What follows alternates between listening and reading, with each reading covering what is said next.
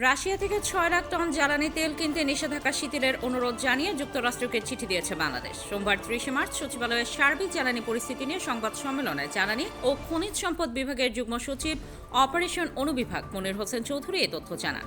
তিনি বলেন, আপনারা জানেন রাশিয়া থেকে তেল আমদানির জন্য ইন্ডিয়াকে একটি স্যাংশন ওয়েভার দিয়েছিল যুক্তরাষ্ট্র। ঈদের আগের দিন আমেরিকার স্টেট ডিপার্টমেন্টের সঙ্গে সরকারের মিটিংয়ে আমিও ছিলাম। মিটিংয়ে ওনাদের বোঝাতে চেষ্টা করেছি যে রাশিয়া থেকে যেন আমাদের অন্তত 2 মাসের অথবা 6 লাখ মেট্রিক টন ডিজেল আনার অনুমতি দেয়, স্যাংশন ওয়েভার দেয়। মনির হোসেন চৌধুরী বলেন, সেটা ওনারা বলেছে চিঠি দিতে, আমরা সেই চিঠিটি দিয়েছি ঈদের পরদিন খুব সম্ভবত।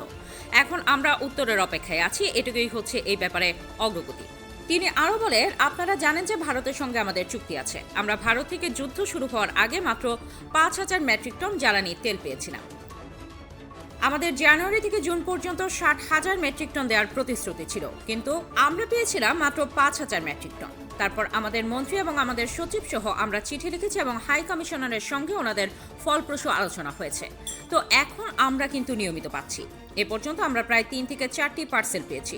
3টি পেয়েছি 5,000 মেট্রিক টনের, একটি পেয়েছি 7,000 মেট্রিক টনের। তো সব মিলিয়ে আমরা 22,000 মেট্রিক টন ডিজেল পেয়েছি।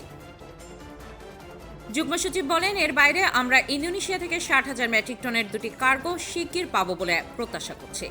এর বাইরে আমরা বিকল্প সোর্সগুলো কি হতে পারে সেটা এক্সপ্লোর করছি প্রতিনিয়ত।